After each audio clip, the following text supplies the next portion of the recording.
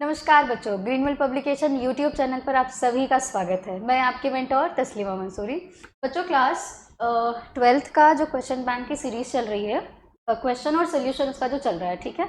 तो ऑब्जेक्टिव हो चुका है, पहला लेक्चर भी हो चुका है, सेकेंड लेक्चर भी हो चुका है, जिसमें हमने चैप्टर 1 से लेकर के चैप्टर 3 तक का सब्जेक्टिव एनालिसिस भी किया हुआ है। तो ये आज जो सीरीज चलेगी बच्चों, ये चैप्टर 4 से चलेगा, चैप्टर 6 तक का चलेगा। चैप्टर 4 आपका जो जेनेटिक वाला चैप्टर है, फिर जेनेटिक एंड वेरिएशंस वाला चैप्टर, फिर उसका मॉलिक्यूलर बेसिस ऑफ इनहेरिटेंस पढ़ेंगे। उसके बाद हम एवोल्यूशन के कुछ क्वेश्चंस डिस्कस करेंगे। और ये लेक्चर 3 है बच्चों, लेक्चर 2 नहीं है, मतलब ऑब्जेक्टिव और सब्जेक्टिव दोनों मिला करके देखेंगे। तो आज जो है लेक्चर 3 है, ये कंफ्यूज नहीं होइएगा, प्लेलिस्ट में जाकर के आप चेक कर लीजिएगा, ठीक है। तो आइए फर्स्ट क्वेश्चन देखते हैं सब्जेक्टिव का, चैप्टर 4 का, जेनेटिक्स का। ये सारे जो लेक्चर्स मैं ले रही हूँ, यहाँ पे मैं डिटेल में डिस्कस नहीं करूँगी, थोड़ा थोड़ा सा ओवरव्यू लेते जाएंगे। और हम बेसिकली हमें ये देखना है कि क्वेश्चन पूछा कैसे है और आंसर को लिखना कैसे है, आपको ये बस आइडिया लेना है, ठीक है बच्चों। तो आइए, कह रहा है कि मेंडल द्वारा मटर के पौधे में अध्ययन किए गए 7 विपर्यासी विशेषकों पर एक टिप्पणी लिखिए। हालांकि इसमें टिप्पणी उन्होंने लिखा नहीं है, ठीक है।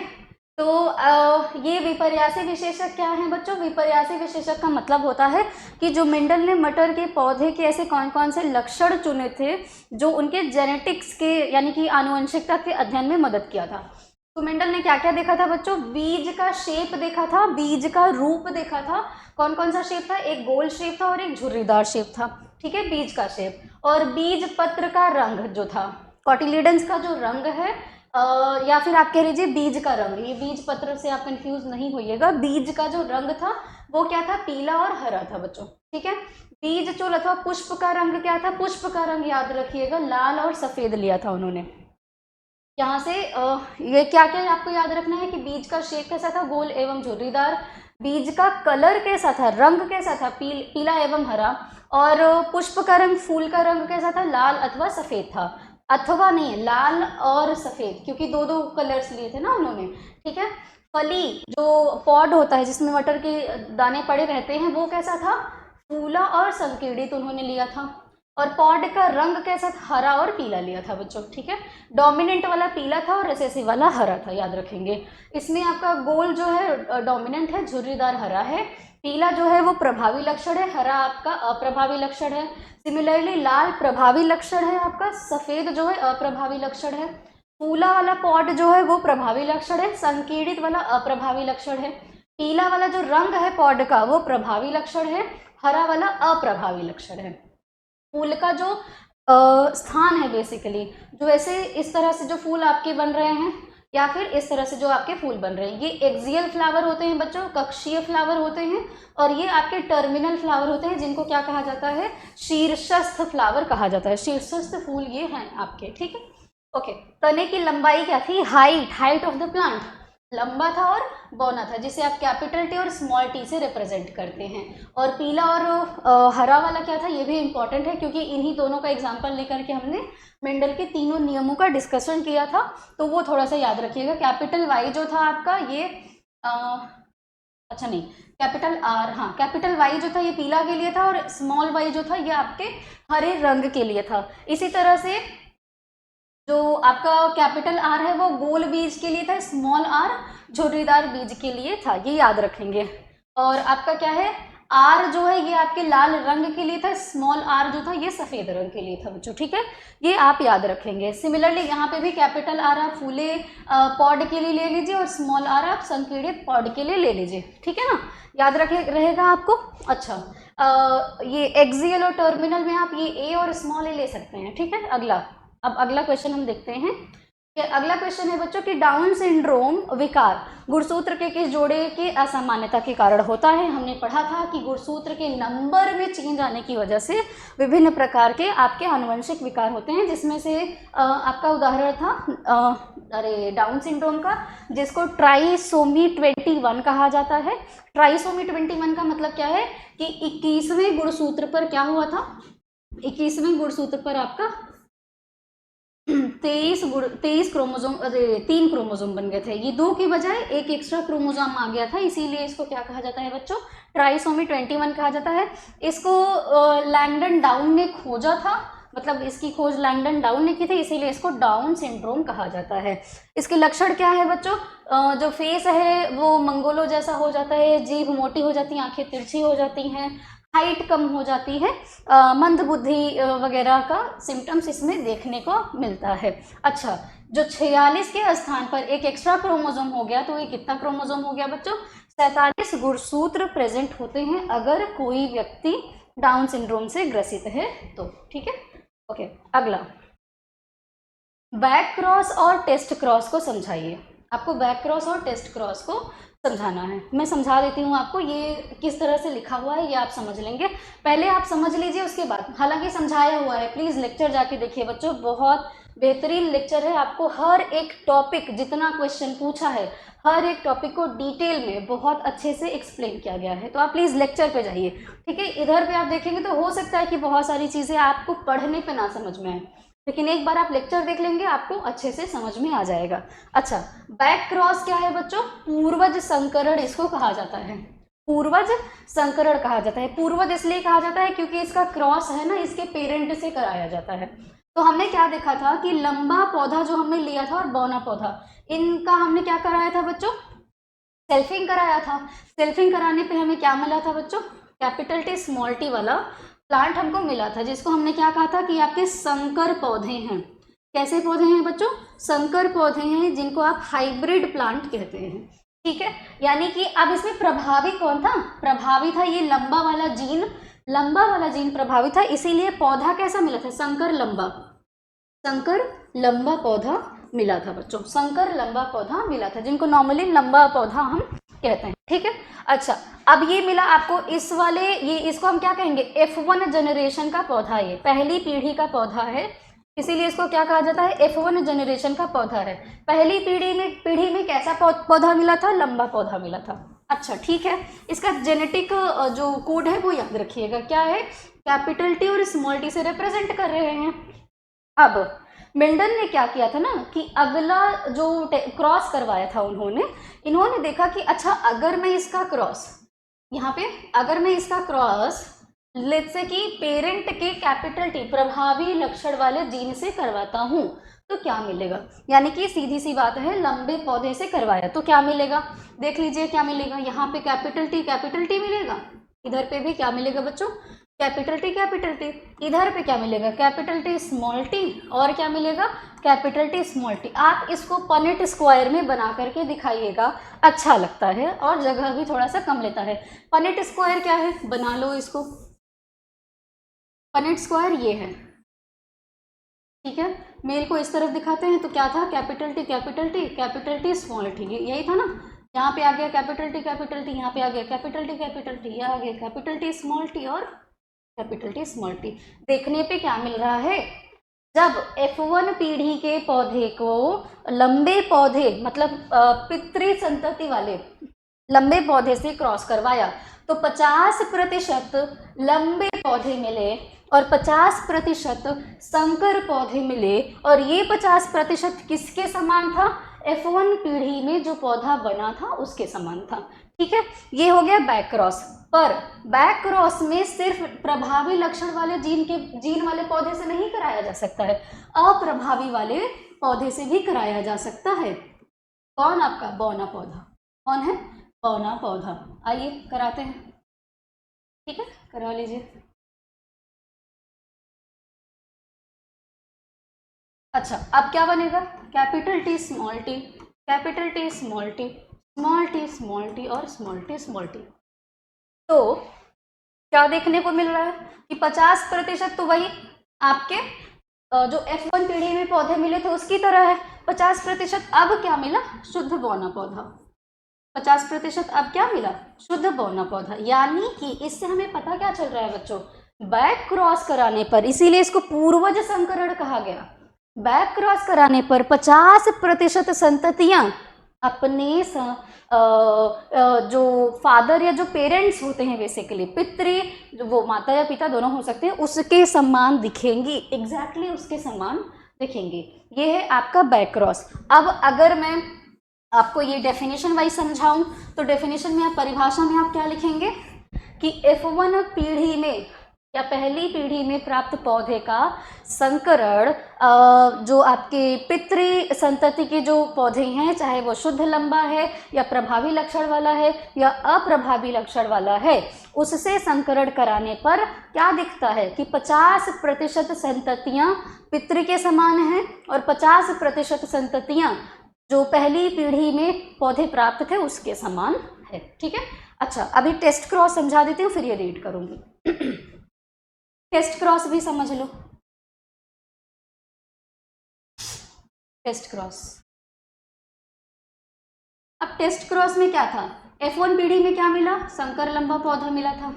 F1 पीढ़ी में जो संकर लंबा पौधा मिला, इसको पितृ संतति के अप्रभावी वाले लक्षण से ही कराना है, केवल और केवल अप्रभावी वाले लक्षण से ही इसका क्रॉस कराना है। किससे कराना है, अप्रभावी वाले लक्षण से। क्या मिलेगा आपको पता है, क्या मिलेगा, संकर लंबा पौधा मिलेगा और शुद्ध बौना पौधा मिलेगा ना। ठीक है, ये देख लो, इसमें भी क्या दिख रहा है, इसमें भी तो वही दिख रहा है।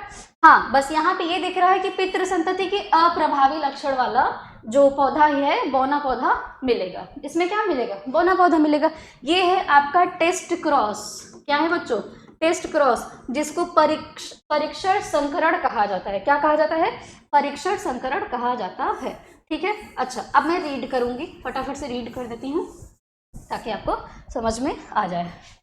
प्रतीप संकरण या फिर इसको क्या कहते हैं, पूर्वज संकरण कहते हैं। एक गुण प्रसंस्करण के प्रयोग में उत्पन्न प्रथम F1 पीढ़ी की संकर संतति द्वारा किसी एक जनक के साथ संकरण, किसी एक जनक का मतलब क्या, अप्रभावी लक्षण वाला होगा या प्रभावी लक्षण वाला होगा। संकरण कराने पर संकर पूर्वज संकरण, हाइब्रिड बैक क्रॉस मिलता है। सीधा सीधा सा बैक क्रॉस कहते हैं। F1 संकर संतति का प्रभावी लक्षण वाले जनक से संकरण कराने पर F2 जनरेशन में उत्पन्न सभी संतति जीवों में प्रभावी लक्षण विकसित होते हैं। हाँ ठीक है, यद्यपि इनमें 50% होमोजाइगस होते हैं और 50% हेट्रोजाइगस होते हैं। होमोजाइगस का मतलब क्या, जीन सेम है। होमोजाइगस का यही मतलब है समयुग्मजी। होमोजाइगस का मतलब होता है जीन सेम होगा। विषम युग्मजी का मतलब होता है जीन अलग अलग होगा, लेकिन प्रभावी लक्षण वाला जीन क्या होगा, डोमिनेंट करेगा, प्रभावी होगा। ठीक है, तो समयुग्मजी विषम युग्मजी भी समझ लो क्या चीजें होती हैं। परीक्षण संकरण क्या है, प्रतीप संकरण के विपरीत F1 संकर में अप्रभावी लक्षण वाले जनक से संकरण कराया जाता है। हाईलाइटेड पॉइंट है, एग्जाम में लिखना, अंडरलाइन कर देना। ठीक है, कराने पर F2 पीढ़ी में क्या मिलेगा, दोनों प्रकार के समलक्षणी जीव समान अनुपात में प्राप्त होते हैं। इसमें 50% शुद्ध युग्मजी और 50% विषम युग्मजी मिलेगा, सेम चीज मिलेगी। ठीक है, यद्यपि उपर्युक्त दोनों ही प्रतीप संकर पूर्व संकरण होते हैं, किंतु वही है क्या होता है आपका, टेस्ट क्रॉस में हम अप्रभावी लक्षण वाला लेते हैं। अगला एग्जाम्पल है अपूर्ण प्रभाविता। सारे सभी टॉपिक्स को बहुत डिटेल में अच्छे से एक्सप्लेन किया गया है, अब रीड करते जाऊंगी। इनकम्प्लीट डोमिनेंस में बेसिकली हुआ क्या ना कि मेंडल ने दिया था प्रभाविता का नियम। मेंडल ने क्या दिया था बच्चों, प्रभाविता का नियम दिया था। तो ये देखा गया कि मेंडल का प्रभाविता का नियम सभी जीवों पर लागू नहीं होता है। कुछ ऐसी प्रजातियां देखी गई जिनमें अपूर्ण प्रभाविता मिला, जैसे क्रॉस कराया गया किस पर, गुलाबास नाम का एक पौधा है, गुलाबास, जिसको बहुत फेमसली मीराबिलिस जलापा कहा जाता है, या फिर इसको 4 o'clock प्लांट कहा जाता है। क्या कहा जाता है, 4 o'clock प्लांट कहा जाता है इसको। ठीक है बच्चों, तो इसमें क्या किया गया, इस पौधे के लाल रंग के पुष्प को सफेद रंग के पुष्प के साथ में क्रॉस कराया गया। तो मिलना क्या चाहिए था, लाल रंग का पुष्प मिलना चाहिए था। क्या मिलना चाहिए था बच्चों, लाल रंग का, लेकिन मिला कैसा, गुलाबी रंग का पौधा मिला। क्या मिला, गुलाबी रंग का पौधा मिला। ना तो प्रभावी लक्षण वाला जीन इसमें दिखा, ना ही अप्रभावी लक्षण वाले जीन का इसमें प्रभाव दिखा। एक अलग ही कॉम्बिनेशन इसमें आपको देखने को मिला बच्चों। ठीक है, तो इस वजह से इस क्रॉस को क्या कहा गया था कि ये कैसा घटना हो गया, अपूर्ण प्रभाविता हो गया, इनकम्प्लीट डोमिनेंस इसको कहा जाता है। अगला किसी संकर अर्थात विषम युग्मजी लक्षण में जब कोई प्रभावी कारक अपना पूर्ण प्रभाव प्रदर्शित नहीं कर पाता है तो अप्रभावी लक्षण भी किसी सीमा तक प्रदर्शित हो जाता है। और इस प्रकार दोनों ही प्रभाव प्रभावी या अप्रभावी प्रदर्शित होते हैं। इस आधार पर मेंडल का प्रभाविता का नियम कुछ सीमा तक पूर्णतः स्पष्ट नहीं किया गया और इस घटना को अपूर्ण प्रभाविता कहते हैं। एग्जाम्पल में क्या देखा गया? एग्जाम्पल में देखा गया कि गुलाबांस मिराबिलिस जलापा जिसको कहते हैं, या फूरो प्लांट का एग्जाम्पल देखा गया जिसमें लाल और सफ़ेद रंग के पुष्पों के बीच में जब संकरण कराया गया तो गुलाबी रंग का पौधा मिला, और दोनों ही जीन्स का कोई भी इसमें प्रभाव देखने को नहीं मिला। ठीक है, हो सकता है इसमें क्रॉसिंग ओवर हो सकता है कि जीन्स के स्ट्रक्चर में कोई बदलाव हुआ हो, म्यूटेशन हुआ हो, जिसकी वजह से क्या हुआ था, जिसकी वजह से गुलाबी रंग का पौधा बना था। ठीक है, लेकिन कोई इसको उस टाइम तक एक्सप्लेन नहीं कर पाया था कि म्यूटेशन क्या होता है, किस वजह से जीन में बदलाव है, कोई एक्सप्लेन नहीं कर पाया था। ठीक है, अच्छा अगला क्वेश्चन क्या है? सहलग्नता पर टिप्पणी आपको लिखना है। सहलग्नता क्या होता है बच्चों? सहलग्नता क्या है? ये आपका क्या है? क्रोमोसोम है। क्या है बच्चों? क्रोमोसोम है। क्रोमोसोम हमेशा क्या होते हैं? जोड़े में होते हैं। ये आपके स्ट्रक्चर में, शेप में, इन सब चीज़ों में क्या होते हैं? समान दिखते हैं, इसीलिए इनको क्या कहा जाता है? होमोलॉगस क्रोमोसोम कहा जाता है। होमोलॉगस गुणसूत्र इनको कहा जाता है बच्चों। ठीक है, अब इन्हीं गुणसूत्र पर क्या मौजूद होते हैं? डीएनए के सीक्वेंसेस मौजूद होते हैं जिनको जीन कहा जाता है। ये क्या है? आपके जीन है। ठीक है ना, तो जब जब क्रोमोसोम एक कोशिका से दूसरी कोशिका में जाएगी, साथ ही साथ जीन भी जाएगा। कौन जाएगा? जीन जाएगा। तो होता क्या है कि ये जीन क्या करते हैं? जिस गुणसूत्र पर मौजूद हैं उसी गुणसूत्र के साथ साथ में एक पीढ़ी से दूसरी पीढ़ी में जाएंगे। इसी घटना को या इसी क्वालिटी को क्या कहा जाता है बच्चों? सहलग्नता कहा जाता है। सहलग्नता कहा जाता है। क्या कहा जाता है? सहलग्नता। ठीक है, कि जीन कह रहा है कि मुझे तो जिस क्रोमोसोम पर मैं हूँ, जो गाड़ी पे मैं बैठा हूँ उसी पे मैं जाऊंगा, मैं दूसरी गाड़ी को बदलने वाला नहीं हूँ। लेकिन कई बार ऐसा होता है और ऐसे जीन को क्या कहा जाता है? सहलग्न जीन कहा जाता है। क्या कहा जाता है? सहलग्न जीन कहा जाता है। पर कई बार ऐसा होता है कि जब आपकी कोशिका विभाजित होती रहती है, कोशिका में विभाजन होता रहता है, तो ये वाला जो गुणसूत्र है ये अपना प्लेस बदल लेगा। हो सकता है कि ये इस जगह पर आ जाए और ये वाला हो सकता है कि इस जगह पर आ जाए। यानी एक जीन जो है वो अपना प्लेस, अपना जगह बदल सकता है दूसरे क्रोमोसोम पर, या उसी क्रोमोसोम के दूसरे प्लेस पर जा सकता है। तो इससे क्या होगा? जेनेटिक कोड, जेनेटिक स्ट्रक्चर में बदलाव आ जाएगा। इस घटना को क्या कहा जाता है बच्चों? जीन विनिमय कहा जाता है। जीन विनिमय कहा जाता है। और जीन विनिमय के कारण क्या होता है? रिकॉम्बिनेशन होता है, पुनर्योजन होता है, रिकॉम्बिनेशन। नया एक युग्म बनता है और यह नया युग्म जो है ये क्या करेगा? नए लक्षण को प्रदर्शित करेगा, नए लक्षण को प्रदर्शित करेगा। इसी वजह से ये जो जीन विनिमय है ये किसको कमजोर कर रहा है? सहलग्नता को कमजोर कर रहा है। किसको कमजोर कर रहा है? सहलग्नता को कमजोर कर रहा है। ठीक है, तो यहाँ पर सहलग्नता क्या हो जाएगी? कमजोर हो जाएगी। इस घटना को अपूर्ण सहलग्नता कहा जाता है। क्या कहा जाता है? अपूर्ण सहलग्नता इसको कहा जाता है बच्चों। इनकम्प्लीट लिंकेज, इनकम्प्लीट लिंकेज इसको कहा जाता है। ठीक है, याद रखिएगा, जब जीन साथ साथ चल रहे हैं उस घटना को कंप्लीट लिंकेज कहा जाता है। अब यहाँ पर मैं आपको थोड़ा सा विशेष कर कुछ समझाना चाहती हूँ। ये आपका डेफिनेशन है, आप डेफिनेशन याद रखिएगा, ध्यान रखिएगा बच्चों।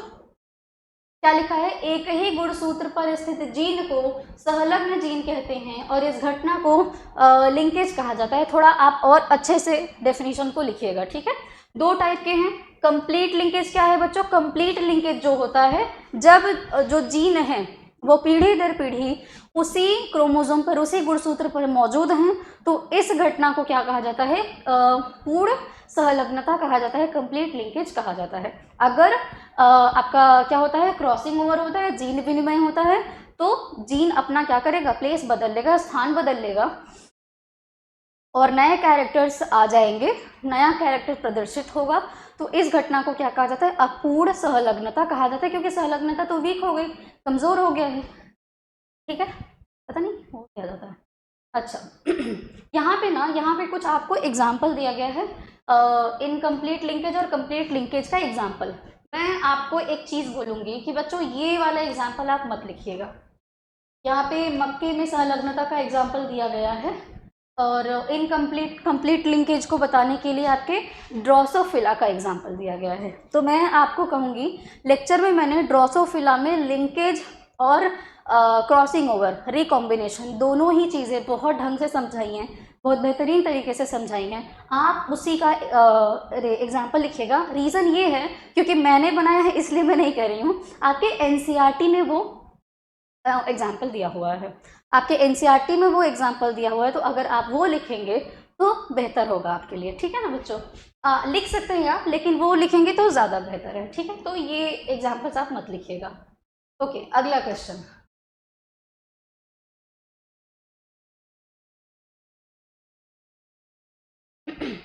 कह रहा है द्विसंकर क्रॉस का चेकर बोर्ड की सहायता से वर्णन कीजिए। चेकर बोर्ड क्या? Punnett square. चेकर बोर्ड क्या है? Punnett square. और अगला क्वेश्चन कह रहा है कि मेंडलवाद पर संक्षिप्त टिप्पणी लिखिए। मेंडलवाद क्या है बच्चों? आनुवंशिकता क्या होती है और मेंडल ने क्या बताया था आनुवंशिकता के बारे में, आपको एक्सप्लेन कर देना है। ठीक है, आनुवंशिकता का डेफिनेशन और मेंडल ने क्या बताया था उसको आपको एक्सप्लेन कर देना है। और क्या कहते हैं कि द्विसंकर क्रॉस में आपको कौन सा वाला बताना है? जो स्वतंत्र अपव्यूहन का नियम था मेंडल का। मेंडल का कौन सा नियम था? स्वतंत्र अपव्यूहन का नियम था, अपव्यूहन, इंडिपेंडेंट असॉर्टमेंट जिसको कहते हैं, वो वाला नियम आपको लिखना है। स्वतंत्र अपव्यूहन के नियम में मेंडल ने किसका एग्जाम्पल लिया था? आपके जो बीज है, बीज का शेप का एग्जाम्पल लिया था, बीज के कलर का एग्जाम्पल लिया था। जब दो कैरेक्टर्स को एक साथ लिया जाता है तो उसको हम कहते हैं द्विसंकर क्रॉस कहते हैं बच्चों। क्या कहते हैं? द्विसंकर क्रॉस। दो कैरेक्टर्स को एक साथ लिया गया। दो कैरेक्टर्स कौन से? आपके बीज का शेप हो गया और क्या हो गया? बीज का कलर हो गया। ठीक है, बीज का शेप और बीज का कलर हो गया, दो कैरेक्टर्स हो गए। इसी क्रॉस को, इसी संकरण को क्या कहा जाता है? द्विसंकर क्रॉस कहा जाता है। ये देख लो क्या कराया था। आपका क्या है? पीला बीज था और राउंड बीज था, और रिंकल्ड बीज था और हरा बीज था।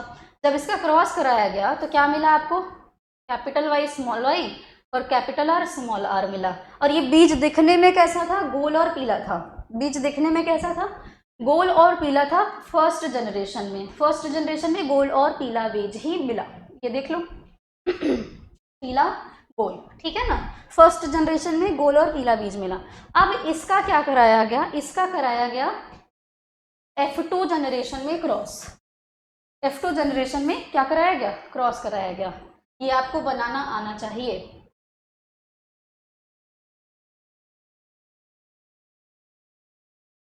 Capital Y small Y, capital Y capital are.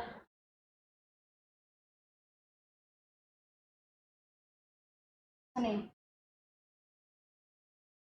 पता नहीं ये मैं कंफ्यूज क्यों हो जाती हूँ। देखो ये कैपिटल वाई कैपिटल आर और capital Y small R, small Y capital R, small Y और स्मॉल आर। ठीक है, ये थोड़ा सा याद रख लीजिएगा। मेरे दिमाग की पता नहीं क्या कमजोरी है, वो माइंड से इरेज हो जाता है जब भी मैं इसको चाहती हूँ कि बताऊँ। ये ना, ये आपका रोम्बस शेप में बनाया हुआ है, तो आप चाहें तो आप सीधा सीधा स्क्वायर भी बना सकते हैं। ठीक है, अगर इसको हल्का सा सीधा कर दिया जाए तो ध्यान दीजिएगा। अब यहाँ पे जब ये क्या कराएगा? क्रॉस कराएगा, तो क्या मिलेगा? कैपिटल वाई और कैपिटल आर मिलेगा बच्चों। इसका जब इसके साथ क्रॉस कराया जाएगा तो क्या मिलेगा? कैपिटल वाई कैपिटल आर और कैपिटल वाई स्मॉल आर मिलेगा। इसके साथ जब क्रॉस कराया जाएगा तो क्या मिलेगा? Capital Y capital R, capital Y small Y capital R मिलेगा। इसके साथ जब क्रॉस कराया जाएगा तो क्या मिलेगा? Capital Y small Y capital R small R मिलेगा। इस तरह से इन सभी के साथ में क्या कराया जाएगा? क्रॉस कराया जाएगा। ठीक है बच्चों, तो मिलेगा क्या? मिलेगा ये कि आपको 9 गोल पीले बीज मिलेंगे। 9 क्या मिलेंगे? गोल पीले बीज मिलेंगे। और 3 क्या मिलेगा? हरा गोल बीज मिलेगा। 3 पीला झुर्रीदार बीज मिलेगा, 1 हरा झुर्रीदार बीज मिलेगा। ये इसका फेनोटाइपिक रेशियो है। कौन सा रेशियो है? फेनोटाइप वाला रेशियो है बच्चों। कौन सा वाला रेशियो है? फेनोटाइप वाला रेशियो इसका है, फेनोटाइप वाला अनुपात है। ठीक है। अच्छा, इंडिपेंडेंट असॉर्टमेंट से पता क्या चला? इंडिपेंडेंट असॉर्टमेंट से ये पता चला कि ये जो जीन है ये इंडिपेंडेंटली किसी भी दूसरे लक्षण के साथ में संयुग्मन कर सकते हैं। किसी भी दूसरे लक्षण वाले जीन के साथ में संयुग्मन कर सकते हैं, असॉर्ट कर सकते हैं, संयुग्मन कर सकते हैं। और जब ये वापस क्या करेंगे, ये फ्रीली वापस अपने पुराने वाले स्टेज में भी आ सकते हैं। यहाँ पे आपको देखने को क्या मिल रहा है? रिकॉम्बिनेशन वाला थोड़ा थोड़ा सा कैरेक्टर देखने को मिल रहा है। इसीलिए अलग अलग रंग के अलग अलग कैरेक्टर के बीज आपको देखने को मिल रहे हैं। ठीक है बच्चों। अगला एग्जाम्पल, अगला क्वेश्चन।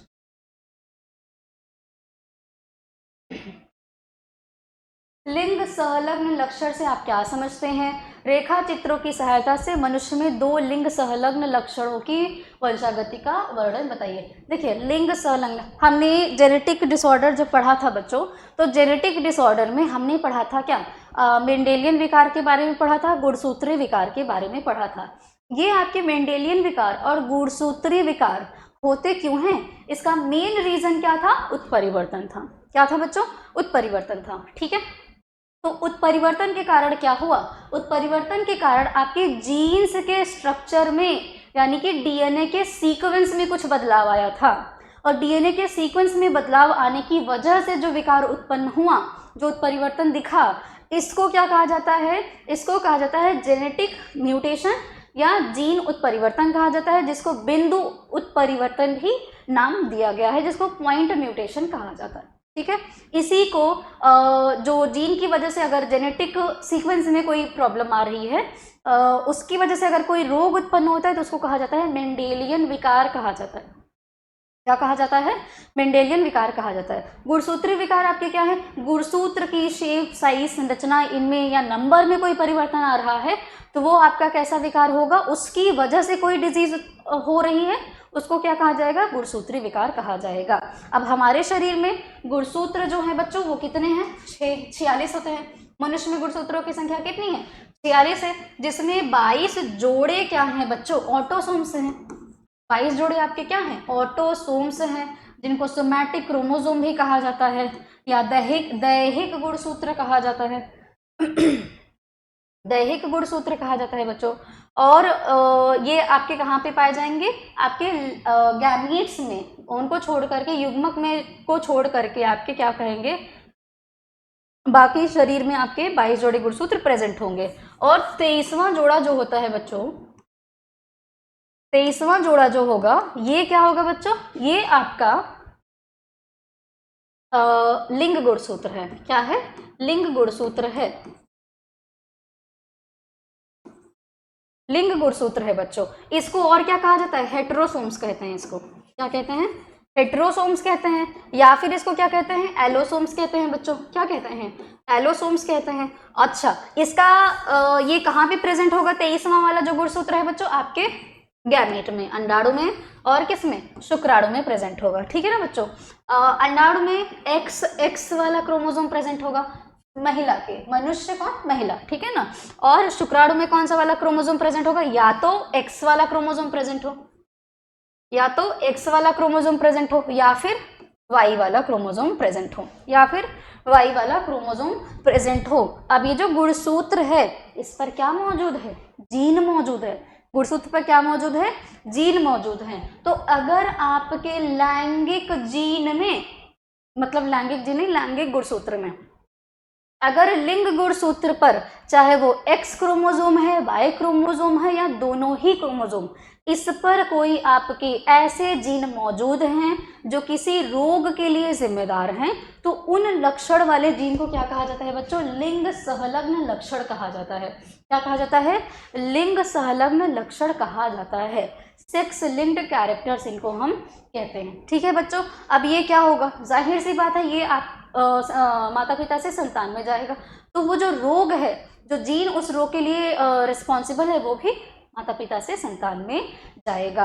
अगर अब इस पे टाइप्स क्या है, कुछ ऐसे जीन्स मौजूद होंगे जो एक्स क्रोमोसोम पर प्रेजेंट होंगे, तो इनको क्या कहते हैं बच्चों, इनको क्या कहा जाता है आपके, एक सेकेंड, ये क्या होगा, इनको क्या कहा जाता है बच्चों, ये आपके एक्स सहलग्न लक्षण हैं। एक्स सहलग्न वाले लक्षण वाले क्रोमोसोम कौन से हैं, एक्स गुणसूत्रों पर मौजूद जो जीन्स होंगे, जो ट्रांसफर होंगे जनरेशन टू जनरेशन, ये माता पिता से चाहे वो पुत्री में जाए या फिर वो बेटे में जाए, ठीक है ना, माता एवं पिता दोनों से ही प्राप्त हो सकता है। इस घटना को क्या कहा जाता है, डायैंड्रिक कहा जाता है बच्चों, क्या कहा जाता है, डायैंड्रिक कहा जाता है। और इसके एग्जाम्पल कौन से हैं, वर्णांधता, रतौंधी मत लिखो यार, रतौंधी नहीं है, वर्णांधता एवं हीमोफीलिया, वर्णांधता और हीमोफीलिया, और आपके सिलेबस में वर्णांधता और हीमोफीलिया दिया गया है। अच्छा, एक्स क्रोमोसोम पर कलर ब्लाइंडनेस वाला जो जीन मौजूद होता है, कंडीशन हम देखेंगे, और आपके जो मेल है उसमें उसके एक्स क्रोमोसोम पर कलर ब्लाइंडनेस वाला जीन मौजूद होगा, ठीक है। इसी तरह से हीमोफीलिया में भी एक्स क्रोमोसोम पर ही हीमोफीलिया वाला जीन मौजूद होता है बच्चों, और ये अप्रभावी होता है। ये कैसा होता है, अप्रभावी होता है, इसीलिए इसको स्मॉल लेटर से दर्शाया जाता है, ठीक है। ये क्या करेंगे, कलर ब्लाइंडनेस। और कौन सा मोस्ट कॉमन, जो हरे और लाल रंग वाला वर्णांधता होता है, वो मनुष्य में देखा जाता है। इन दोनों रोगों को हम डिटेल में करेंगे, ठीक है। अच्छा, अब इसके अलावा कुछ ऐसे आपके जीन्स हैं जो वाई गुणसूत्र पर मौजूद होंगे, ठीक है, कुछ ऐसे जीन होंगे जो वाई गुणसूत्र पर मौजूद होंगे, तो ये क्या कहलाएंगे, आपके वाई गुणसूत्र वाले एक्स लिंक्ड वाई संलग्न लक्षण कहलाएंगे, ठीक है ना, वाई लिंक्ड सेक्स कैरेक्टर्स कहलाएंगे आपको, ठीक है। ये क्योंकि सिर्फ और सिर्फ पुरुष से आ सकता है, पिता से आ सकता है, इसीलिए इसको क्या कहा जाता है, होलैंड्रिक लिंग सहलग्न लक्षण, ठीक है बच्चों। एग्जाम्पल क्या है, कर्ण पल्लवों की हाइपरट्राइकोसिस एक डिजीज होती है, जो किसकी वजह से होता है, वाई गुणसूत्र पर जीन मौजूद होता है, जिसकी वजह से क्या होता है, कर्ण पल्लवों की हाइपरट्राइकोसिस वाली डिजीज होती है। अगला क्वेश्चन क्या है बच्चों, एक्स वाई संलग्न, क्वेश्चन मैं कह रही हूँ एक्स वाई संलग्न वाला, सीधी सी बात है, एक्स और वाई दोनों पर ही मौजूद होंगे वो वाले जीन्स बच्चों, ठीक है, किस पर मौजूद होंगे, एक्स और वाई दोनों पर ही मौजूद होंगे। इनकी वंशागति पुत्र एवं पुत्रियों में सामान्य ऑटोसोमल लक्षणों की ही तरह होता है, ठीक है ना। इन्हें अपूर्ण लिंग संलग्न गुण भी कहा जाता है, इनकम्प्लीट डोमिनेंस ये दिखाते हैं, इनकम्प्लीट लिंकेज दिखाते हैं। दो प्रकार के लिंग संलग्न रोगों का डिटेल में हम इसका अध्ययन करेंगे, वर्णांधता और हीमोफीलिया का अध्ययन करेंगे। वर्णांधता जो है कौन सा वाला मोस्ट कॉमन है, लाल हरा वाला है, इसको प्रोटॉन दोष, प्रोटॉन डिजीज या डॉल्टनिज्म भी कहा जाता है बच्चों। जो जीन होता है वो अप्रभावी होता है, मौजूद किस पर होता है, एक्स गुणसूत्र पर मौजूद होता है बच्चों, ठीक है ना। अब महिला आपकी ग्रसित कब होगी, कंडीशंस यहाँ से क्वेश्चन पूछेगा और पूछा भी है, महिला आपकी कब ग्रसित होगी, अगर महिला के दोनों एक्स क्रोमोसोम पर कलर ब्लाइंडनेस वाला जीन मौजूद है, तब ये महिला आपकी क्या होगी, वर्णांध होगी। क्रॉस करा लेना आप, वर्णांध होगी। और पुरुष के एक ही एक्स क्रोमोसोम पर अगर कलर ब्लाइंडनेस वाला जीन मौजूद है, तो पुरुष कैसा होगा, ये पुरुष है, पुरुष कैसा होगा, वर्णांध होगा। कैसा होगा बच्चों, वर्णांध होगा। अच्छा, और जो अगर महिला के एक ही एक्स क्रोमोसोम पर कलर ब्लाइंडनेस वाला जीन मौजूद है, तो महिला क्या होगी, वाहक होगी। महिला क्या होगी बच्चों, वाहक होगी। सामान्य मतलब इसमें कलर ब्लाइंडनेस वाली कोई कैरेक्टर्स दिखेंगे नहीं, वो वर्णांध तो नहीं होगी, पर हाँ ये जो जीन है ये ट्रांसफर हो सकता है। और अगर यहीं पर अगर जो व्यक्ति है, जो सामान्य व्यक्ति है, इसके एक्स क्रोमोसोम के पास कोई भी जीन मौजूद नहीं है, फिर भी ये क्या करेगा, ये महिला जो है यहाँ पर जाएगा और ये क्या करेगा, पुरुष को वर्णांध बना देगा। ये क्या करेगा, महिला जो है, महिला के एक्स क्रोमोसोम पर, एक ही एक्स क्रोमोसोम पर कलर ब्लाइंडनेस वाला जीन मौजूद है, जिसकी वजह से सामान्य पुरुष की शादी हो रही है, पर जो बच्चे होंगे, स्पेशली कौन, बेटा कैसा होगा, वर्णांध होगा। बेटा कैसा होगा, वर्णांध। अब ये कंडीशंस आप बना करके क्रॉस करवा लीजिएगा। इसी तरह से हीमोफीलिया में भी सेम कंडीशन है, हीमोफीलिया में भी बच्चों सेम कंडीशन होता है आपका, 1 मिनट, ये मैं रीड कर दे रही हूँ, देख लीजिए, वरना थोड़ा सा कन्फ्यूजन हो सकता है। स्त्रियां तभी वर्णांध होगी जब वर्णांध जीन जो है दोनों एक्स क्रोमोसोम पर मौजूद हो। ठीक है, पुरुष के केवल एक क्रोमोसोम पर मौजूद होने पर पुरुष क्या हो जाएगा, वर्णांध हो जाएगा। अभी जो मैंने आपको कंडीशन बताया हुआ है। हीमोफीलिया को हेल्डेन ने सबसे पहले महारानी विक्टोरिया के परिवार में देखा था।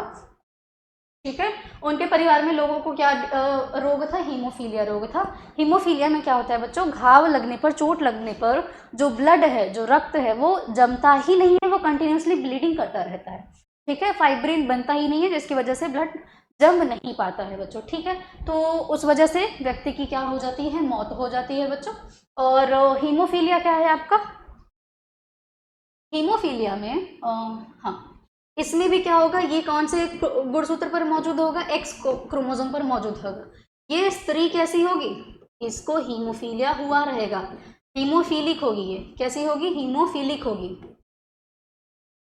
और पुरुष के केवल एक ही क्रोमोसोम पर, एक ही एक्स क्रोमोसोम पर अगर हीमोफीलिया वाला जीन मौजूद है तो ये क्या होगा, हीमोफीलिक पुरुष होगा, हीमोफीलिक पुरुष। ठीक है, पर अगर महिला के केवल एक ही क्रोमोसोम पर ये हीमोफीलिया वाला जीन मौजूद है तो महिला क्या होगी, वाहक, महिला क्या होगी, वाहक। और अगर मेल के किसी भी क्रोमोसोम पर, एक्स क्रोमोसोम पर ये जीन मौजूद नहीं है तभी पुरुष सामान्य होगा, अदरवाइज पुरुष सामान्य नहीं होगा। याद रखिएगा, क्रॉस करवा लीजिएगा। ठीक है, अगला क्वेश्चन, डीएनए फिंगरप्रिंटिंग की व्याख्या करते हुए इसके उपयोग बताइए। एलिक जैफरी ने सबसे पहले डीएनए फिंगरप्रिंटिंग के बारे में बताया था। ठीक है, अब डीएनए फिंगरप्रिंटिंग आपका क्या है बच्चों, डीएनए फिंगरप्रिंटिंग की मदद से क्या किया जाता है, किसी ने हत्या किया हुआ है तो उसका पता लगता है, पेरेंटिंग का पता लगता है कि पिता कौन है, और आपका अगर रेप हुआ है किसी स्त्री का तो उसका भी पता लग जाता है। ठीक है, तो इस तरह से कई सारे चीज़ें होती हैं जिसकी जो हेल्प करता है डीएनए फिंगरप्रिंटिंग जिन चीज़ों का पता लगाने में, मतलब अपराधियों का स्पेशली पता लगाने में, या पेरेंट कौन है, पेरेंट में कौन, पिता कौन है, ये इन सब चीज़ों का पता लगाने के लिए किया जाता है। डीएनए फिंगरप्रिंटिंग में किया क्या जाता है, कुछ डीएनए के सीक्वेंसेस होते हैं, डीएनए सीक्वेंसेस में जो आपके एडेनिन, थाइमिन, ग्वानिन, साइटोसिन, इनके रिपीटेटिव, मतलब बार बार सेम सीक्वेंस दोहराया जाएगा। उन सेम सीक्वेंस दोहराने वाले जो आपके सीक्वेंस डीएनए के हैं उनको क्या कहा जाता है, सैटेलाइट डीएनए कहा जाता है बच्चों। क्या कहा जाता है, सैटेलाइट डीएनए कहा जाता है। इसके नंबर, इन सीक्वेंस के अलग अलग नंबर अलग अलग मनुष्य में प्रेजेंट होंगे, जिनको क्या कहा जाता है, variable number of tandem repeats कहा जाता है, वीएनटीआर कहा जाता है। अब इन्हीं वीएनटीआर को ले करके इसको क्या कहा जाता है, इलेक्ट्रोफोरेसिस कराया जाएगा, और इलेक्ट्रोफोरेसिस के दौरान इसको एक्सरे पर डाल करके इसकी लेबलिंग की जाएगी, और इसकी मदद से क्या करा जाएगा, डीएनए सीक्वेंस के अलग अलग बैंड मिलेंगे, डीएनए सीक्वेंस के अलग अलग बैंड मिलेंगे। ये आपका क्या हो गया, ये जिस व्यक्ति पर क्या था बच्चों, शक था, ये आपका सैंपल वाला डीएनए सीक्वेंसिंग का बैंड मिला। ठीक है, और ये दो व्यक्तियों का डीएनए लिया गया था और ये उनके डीएनए के सीक्वेंस का बैंड है। ठीक है ना, अब इसमें से आपको देखना है, बेसिकली जो करते हैं डीएनए फिंगरप्रिंटिंग में वो देखते हैं कि सैंपल का कौन से वाले व्यक्ति से मैच कर रहा है, सैंपल में जो डीएनए सीक्वेंस का बैंड है किससे मैच कर रहा है, तो बी व्यक्ति वाले जो वाले व्यक्ति का डीएनए सीक्वेंस है वो सैंपल से मैच कर रहा है। तो इससे ये पता लग जाता है कि जो अपराधी है या जो पेरेंट है या जो जिस भी पर्पस से ये किया जाता है वो बी वाला व्यक्ति होगा। आपको एक एग्जाम्पल करा करके दिखाया गया है बच्चों। ठीक है ना, ये नंबर ऑफ क्रोमोसोम्स और ये सारी चीज़ें हैं, अनुबंधन वगैरह का ये सीक्वेंस दिया गया है। ठीक है, डिटेल में मैंने डीएनए फिंगरप्रिंटिंग की तकनीक बताई हुई है, वो आप जा करके लेक्चर में देखिएगा। ओके, और इसमें क्या बताना था, हाँ, डीएनए का जो सैंपल है वो लिया कैसे जा सकता है, किसी व्यक्ति का सलाइवा है, बाल है, नेल है, ब्लड है, सीमेन है, इन सारी चीज़ों से डीएनए को इकट्ठा किया जा सकता है, डीएनए को बेसिकली लिया जा सकता है। ठीक है, आइए न्यूक्लियोटाइड पर टिप्पणी लिखिए, मैं समझा देती हूँ, डिटेल आप लेक्चर देखिएगा, ठीक है। न्यूक्लियोटाइड क्या होते हैं बच्चों? न्यूक्लियोटाइड आपके फॉस्फेट ग्रुप, सॉरी एक मिनट, ये है आपका फॉस्फेट ग्रुप और पेंटोज शुगर और आपके नाइट्रोजनस बेसिस के समूह होते हैं। और ये आपके पेंटोज शुगर, फॉस्फेट ग्रुप और नाइट्रोजनस बेसिस, 4 प्रकार के नाइट्रोजनी क्षार आपके डीएनए में भी 4 प्रकार के नाइट्रोजनी क्षार, आरएनए में भी 4 ही प्रकार के नाइट्रोजनी क्षार मौजूद होते हैं, ठीक है। हालांकि नाइट्रोजनी क्षार होते 5 हैं, पर डीएनए में केवल 4, आरएनए में भी केवल 4 मौजूद होते हैं, ठीक है। डिफरेंस अभी मैं बताऊंगी आरएनए और डीएनए में क्या डिफरेंस होता है। तो आपके पेंटोज शुगर, फॉस्फेट ग्रुप और नाइट्रोजनी बेसिस एक सीक्वेंस में अरेंज होते हैं और इस पूरे समूह को क्या कहा जाता है बच्चों? न्यूक्लियोटाइड कहा जाता है। क्या कहा जाता है? न्यूक्लियोटाइड कहा जाता है बच्चों। क्या कहा जाता है? न्यूक्लियोटाइड कहा जाता है। ये आपके 5वें नंबर के कार्बन पर आपका फॉस्फेट ग्रुप जुड़ता है, फिर अगले फॉस्फेट कार्बन शुगर जो है उसके 3रे नंबर से दूसरा वाला फॉस्फेट ग्रुप जुड़ता है, फिर 5वें नंबर से दूसरा वाला फॉस्फेट ग्रुप जुड़ता है। ये डीएनए का, ये जो डबल हेलिकल मॉडल है ना डीएनए का, ये डीएनए का क्या बनाते हैं? बैकबोन बनाते हैं। ये जो बाहर की तरफ होते हैं इस पर क्या मौजूद होता है? आपके पेंटोज शुगर मौजूद होता है और फॉस्फेट ग्रुप लगा होता है। बीच बीच में आपके नाइट्रोजनी क्षार लगे होते हैं। बीच बीच में कौन लगा होता है? नाइट्रोजनी क्षार लगा होता है। इस तरह से ये अरेंज होकर के एक कॉम्प्लेक्स डीएनए स्ट्रक्चर को बनाते हैं, एक कॉम्प्लेक्स डीएनए स्ट्रक्चर को बनाते हैं, ठीक है। बाकी आप लिख लीजिएगा इसके बारे में। प्यूरिन क्षार कौन है? प्यूरिन क्षार में एजी है, एडेनिन ग्वानिन। पिरामिडीन क्षार में आपके क्या हैं? जो बड़े वाले हैं, साइटोसिन हो गया, थाइमिन हो गया, यूरेसिल हो गया। डीएनए में कौन मौजूद होता है? एडेनिन, ग्वानिन, साइटोसिन, थाइमिन मौजूद होता है। और आपके आरएनए में क्या मौजूद होता है? थाइमिन की जगह पर यूरेसिल मौजूद होता है। कौन मौजूद होता है? यूरेसिल मौजूद होता है, ठीक है। इसके अलावा आरएनए पर क्या होता है? आपके आरएनए पर यहाँ पर एक ऑक्सीजन ग्रुप जुड़ा होता है, जबकि डीएनए पर यहाँ पर ऑक्सीजन ग्रुप नहीं जुड़ा होता है, इसीलिए इसको डीऑक्सी राइबोन्यूक्लिक एसिड कहते हैं। अगला क्वेश्चन, द्विक कुंडली डीएनए संरचना का विश्लेषण कीजिए। हालांकि इसके बारे में सबसे पहले फ्रैंकलिन और विल्किंस ने बताया था, बट इसका फ़ायदा उठाया किसने?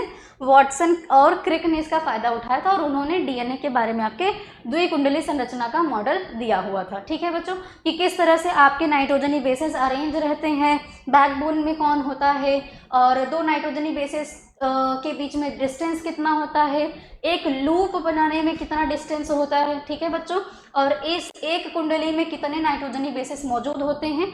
ये सारी क्वालिटीज़ आपकी क्या बताती हैं? किसके बारे में? डीएनए के डबल हेलिकल स्ट्रक्चर के बारे में बताती हैं, ठीक है। रीड कर लीजिएगा, समझाया हुआ है सारी चीज़ें। और क्या है आपका? ट्रांसफर आरएनए के बारे में, अंतरण आरएनए लिखा हुआ है, इसको स्थानांतरण आरएनए मेरे ख्याल से पूछना चाहिए था। अंतरण आरएनए कौन है? टीआरएनए बच्चों, टीआरएनए के बारे में, ठीक है ना। तो टीआरएनए क्या है? ये डिटेल्ड आपको लेक्चर दिया गया है। ये टीआरएनए का जो है बच्चों ये शेप है, ठीक है। टीआरएनए का कॉइल्ड स्ट्रक्चर दिया गया है और इसके अलग अलग साइट पर अलग अलग, यहाँ पर कौन जुड़ेगा? आपके अमाइनो एसिड्स जुड़ेंगे बच्चों, यहाँ पर राइबोसोम अटैच्ड होगा और यहाँ पे एंटीकोडॉन्स अटैच्ड होंगे बच्चों, यहाँ पर अमाइनो सिंथेटेज एंजाइम आकर के अटैच्ड होगा। और टीआरएनए काम क्या करेगा? टीआरएनए ट्रांसलेशन में मदद करता है। टीआरएनए किस में मदद करेगा? ट्रांसलेशन में मदद करेगा। एमआरएनए भी किस में मदद करेगा? ट्रांसलेशन में मदद करेगा। आरआरएनए, राइबोसोमल आरएनए भी किस में मदद करेगा? ट्रांसलेशन, अनुवादन में मदद करेगा। Please go to the playlist और लेक्चर दीजिए। अरे देखिए, ठीक है। अगला क्वेश्चन क्या है बच्चों? डीएनए एक आनुवंशिक पदार्थ है, इसे एक प्रयोग का वर्णन करके समझाइए। आइए पहले डायग्राम देख लीजिए।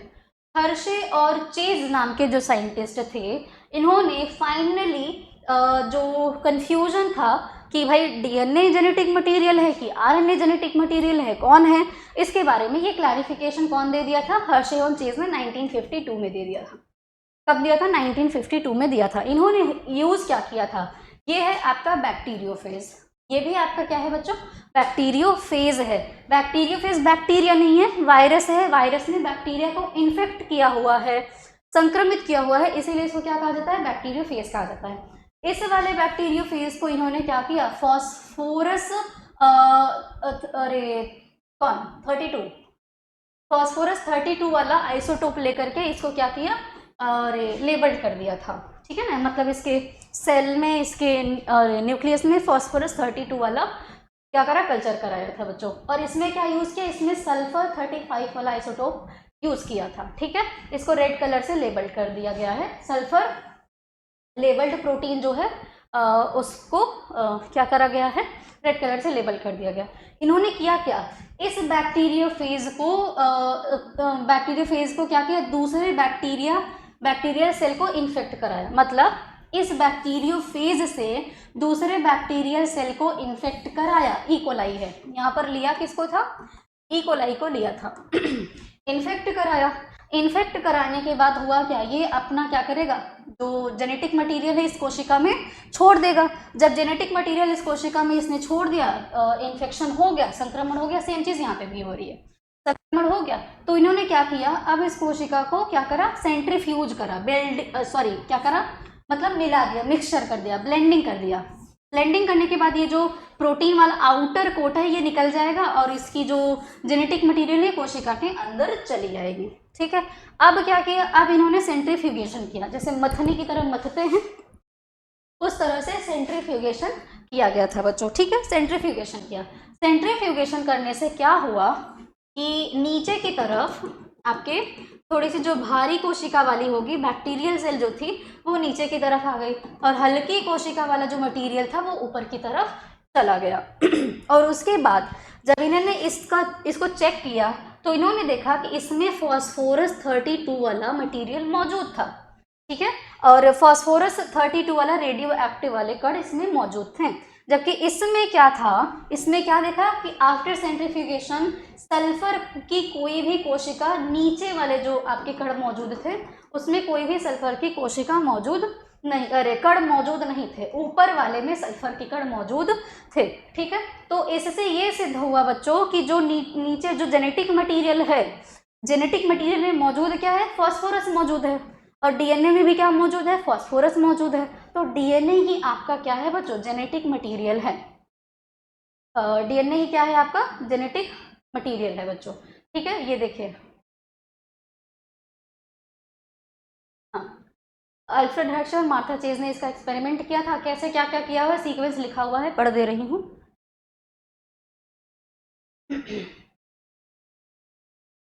अच्छा, प्रयोग, योग नहीं है। प्रयोग के पहले भाग में जीवाणु भोजियों, बैक्टीरियोफेज है आपके, फॉस्फोरस 32 से चिन्हित जीवाणुओं के संक्रमण करने के लिए इन्होंने छोड़ दिया। कुछ देर के बाद इस संवर्धन माध्यम को एक ब्लेंडर की सहायता से मिक्स कर दिया। इस विलोडन से जीवाणुओं की तरह सतह पर चिपके जीवाणु भोजी अलग हो गए, बैक्टीरियोफेज अलग हो गए। अंत में संवर्धन माध्यम को तीव्र गति पर सेंट्रीफ्यूज कराया गया और जीवाणु, चूंकि जीवाणु भोजियों से भारी होते हैं, जो इकोलाई बैक्टीरियल सेल था, तो वे सेंट्रीफ्यूज होकर नली की तली पर बैठ गए, पैलेट के रूप में। नीचे वाला जो कण होता है उसको पैलेट कहते हैं, बैठ गए। इस प्रयोग में रेडियो एक्टिविटी की जांच करने के लिए पैलेट के रूप में तली पर इकट्ठे जीवाणु कोशिकाओं को, जो कोशिकाएं थी उनमें मिला था। जो फॉस्फोरस 32 है वो किसमें मिला, जीवाणु कोशिकाओं में मिला। इसीलिए जीवाणु भोजी का डीएनए जीवाणु कोशिकाओं में प्रविष्ट हो चुका था। जाहिर सी बात है, जब इन्फेक्ट करेगा तो बैक्टीरियल सेल भी क्या था, मौजूद हो चुका था उसमें। और दूसरे प्रयोग में उन्होंने क्या किया था, बैक्टीरियोफेज के कैप्सिड की प्रोटीन को रेडियोएक्टिव सल्फर से चिन्हित किया था और उसको भी संक्रमण कराया था, ठीक है। इस प्रयोग में भी पहले ब्लेंडिंग, फिर सेंट्रीफ्यूगेशन, ये सारी चीजें की गई। सेंट्रीफ्यूगेशन करने से भारी जीवाणु क्या हुआ, नीचे बैठा और जो प्रोटीन वाला हल्का था वो ऊपर की तरफ चला गया। रेडियो एक्टिविटी की परख करने पर क्या पता चला कि ऊपरी द्रव में पाई गई जो था वो पैलेट नहीं है, और इसी में पैलेट वाले भाग में क्या मौजूद था बच्चों, इसमें क्या हुआ, रेडियो एक्टिव प्रोटीन आवरण कैप्सिड जीवाणु कोशिकाओं से बाहर रहा है और जो दूसरे जीवों में जा रहा है, ट्रांसफर हो रहा है, वो आपका क्या है, डीएनए है। कौन है बच्चों, डीएनए है, ठीक है ना। तो ये है डीएनए फिंगरप्रिंटिंग। अच्छा, और चलिए ठीक।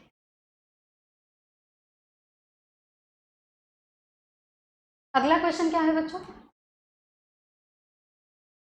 अगला क्वेश्चन आपका एवोल्यूशन वाले चैप्टर से है।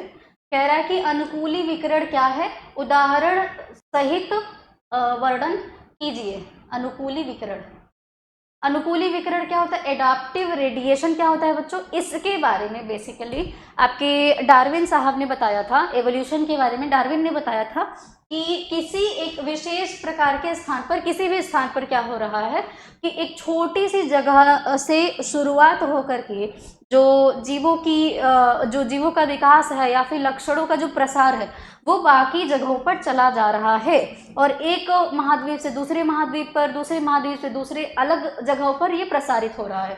इसी घटना को उन्होंने क्या कहा था, अनुकूली विकिरण कहा था। इसका एग्जाम्पल उन्होंने दो चीज़ों को लेकर के, दो प्रजातियों को लेकर के देखा था। ऑस्ट्रेलिया महाद्वीप का एग्जाम्पल लिया था, और उन्होंने किसका एग्जाम्पल लिया था, गैलापागोस आइलैंड पर मौजूद जो फिंच थी, फिंच क्या है, एक पक्षी है, उसमें जो परिवर्तन देखे गए, उसकी चोंच में जो परिवर्तन देखा गया था उसको डिफाइन करने, उन दोनों का एग्जांपल लेकर के इन्होंने अनुकूली विकिरण को क्या किया था, डिफाइन किया था। ठीक है, मैं रीड कर रही हूँ, देखिए। एक विशेष भौगोलिक क्षेत्र में विभिन्न प्रजातियों के विकास का प्रक्रम एक छोटे से पॉइंट से होता है, छोटा सा हिस्सा शुरू होता है और कालांतर में अन्य भौगोलिक क्षेत्रों में भी फैल जाता है। विकास का यह प्रक्रम अनुकूली विकिरण कहलाता है बच्चों। इसी प्रकार के विकास प्रक्रमों के कारण वर्तमान काल में पौधे एवं जंतुओं के भौगोलिक वितरण में बहुत बड़ी अलग अलग वेरिएशंस, विभिन्नता देखने को मिलती है। परिस्थितियां भिन्न होने के कारण जैव विकास भी अनेक दशाओं में अग्रसर हुआ, और जैव विकास के उपयुक्त तथ्यों को निम्नलिखित उदाहरणों की सहायता से उन्होंने एक्सप्लेन किया था। ठीक है, ऑस्ट्रेलिया महाद्वीप का उदाहरण आपने देखा, जब ऑस्ट्रेलिया एशिया महाद्वीप से टूटकर अलग हुआ, ऑस्ट्रेलिया को छोड़ करके एशिया में यूथीरिया उपवर्ग के स्तनियों मैमल्स का उदय हुआ जो मांसाहारी थे। ठीक है बच्चों, और इन्होंने निम्न श्रेणी के प्रोटोथीरियन व मेटाथीरियन मैमल्स को खा करके नष्ट कर दिया। हम डिस्कस करेंगे, डार्विन ने बताया था सर्वाइवल ऑफ द फिटेस्ट, तो जो ज़्यादा प्रभावी है वो अपने से जो क्या है, लेस डोमिनेंस है, उनको क्या करेंगे, कंपटीशन में खत्म कर देंगे।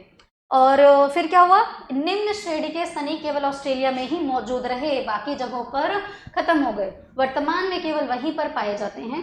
यूथीरियन जंतु जैसे घोड़े, भेड़े, बकरियां, गाय, ऊंट आदि वहां बाद में मनुष्य द्वारा पहुंचाए गए, और कोई भी यूथीरियन स्तनी वहां का निवासी नहीं है।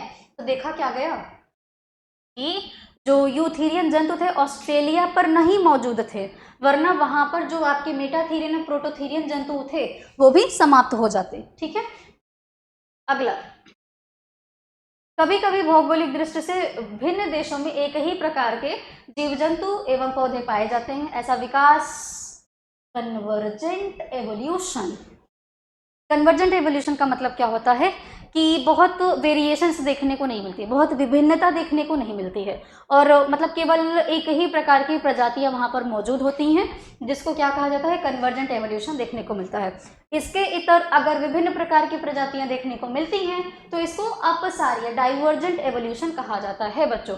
चलिए हम डिस्कस करते हैं आपके डार्विन की फिंचेस के बारे में, एक्सप्लेन करते हैं। गैलापागोस आइलैंड में डार्विन ने देखा कि एक विशेष प्रकार की पक्षियां हैं जिनको डार्विन की फिंचेस नाम से जाना जाता है।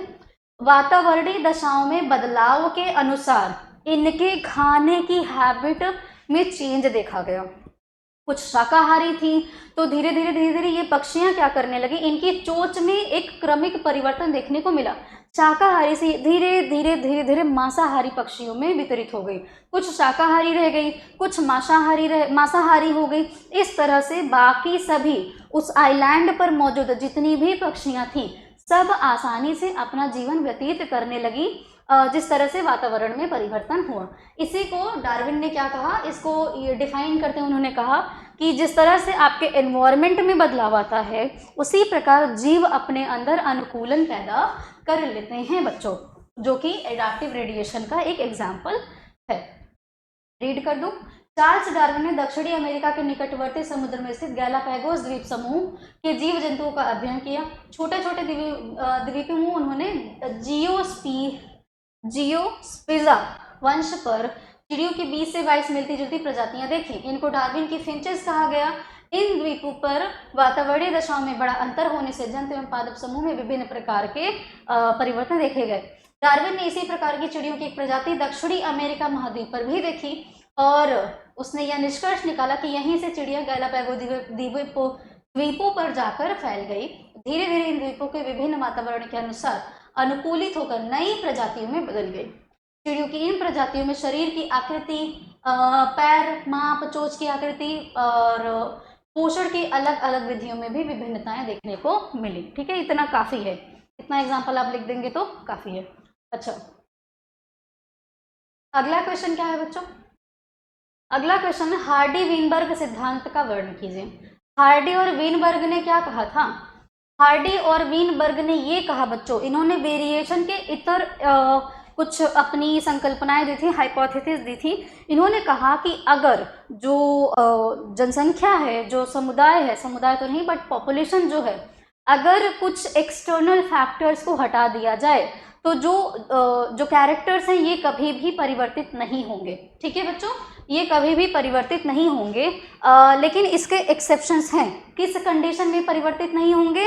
अगर म्यूटेशन नहीं हो रहा है, जेनेटिक वेरिएशंस नहीं आ रहे हैं, ये सारी चीज़ें अगर नहीं हो रही तो ही पॉपुलेशन स्थिर रहेगा, अदरवाइज पॉपुलेशन के कैरेक्टर्स स्थिर नहीं रहेंगे। पढ़ लीजिए क्या कहा था इन्होंने। तो इस सिद्धांत के अनुसार सभी बड़ी मेंडेलियन या आनुवंशिक आबादियों में एलील आवृत्तियों, जेनेटिक फ्रीक्वेंसी जो है, और अनेक वे स्थल पीढ़ी दर पीढ़ी सुस्थिर रहेंगे, फिक्स्ड रहेंगे, निरंतर रहेंगे। जीन पूल अपरिवर्तनीय रहेगा। इन्होंने कहा कि जब कोई वेरिएशन ही नहीं होगा तो जीन पूल अपरिवर्तनीय रहेगा। इनमें आनुवंशिक परिवर्तन नहीं होते हैं, जीन उत्परिवर्तन नहीं होते हैं। ठीक है, इसे आनुवंशिक संतुलन कहा। हार्डी और वीनबर्ग ने इसको क्या कहा?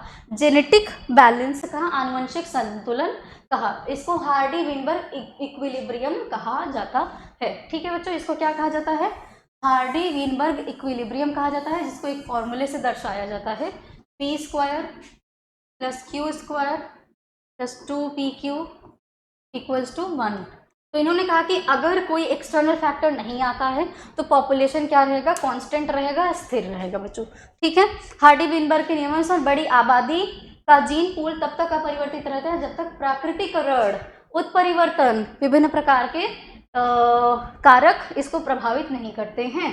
ठीक है, कौन कौन हार्डी वीनबर्ग के इक्विलिब्रियम को प्रभावित कर सकता है?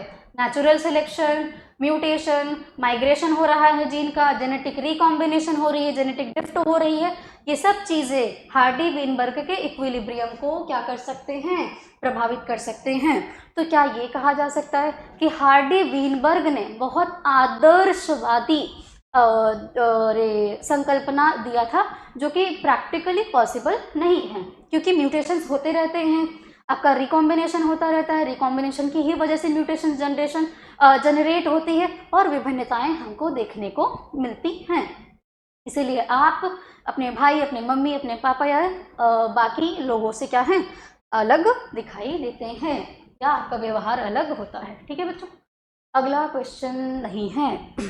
ओके, तो आज का जो ये क्वेश्चन है, हालांकि चैप्टर 6 अभी पूरा नहीं हुआ, कुछ क्वेश्चंस और हैं जो नेक्स्ट लेक्चर में करा दिया जाएगा, और अभी आपके 6 चैप्टर्स और अभी बाकी हैं, तो वो भी 2 लेक्चर्स में समाप्त कर दिया जाएगा। ठीक है, तो आप लोग प्लीज़ इस तरह से आगे क्वेश्चंस को देखते रहिए और समझ करके लिखने का प्रयास करेंगे तो आपको बहुत अच्छे से आंसर लिखना आ जाएगा। ठीक है बच्चों, आज भी एक चीज़ पर मैं बल देना चाहूँगी, स्ट्रेस डालूंगी कि प्लीज़ हमेशा डायग्राम ज़रूर बनाइए।